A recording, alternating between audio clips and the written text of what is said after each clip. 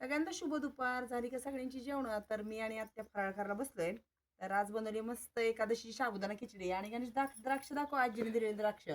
तर मावशीची माझ्या द्राक्ष बाग आहे. तिने आता भाऊ गेला पुण्याला, जाता जाता आम्हाला द्राक्ष देऊन गेलाय.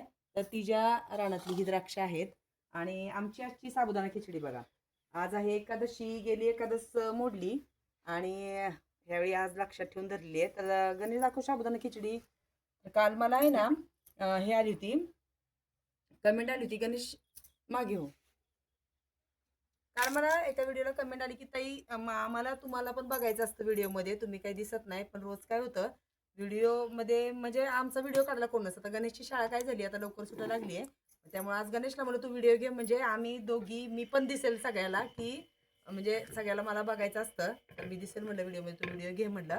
सगळ्यांनी छान आज आमच्याकडे मस्त असा एकादशीचा फराळ करायला या आणि द्राक्ष खायला या. तर एक अशी कमेंट होती की ताई तुमच्याकडे आहे का द्राक्ष, आम्हाला पाठवून दे. तर आमची बाग नाही, आमची होती, आम्ही काढून टाकली गेल्या वर्षी.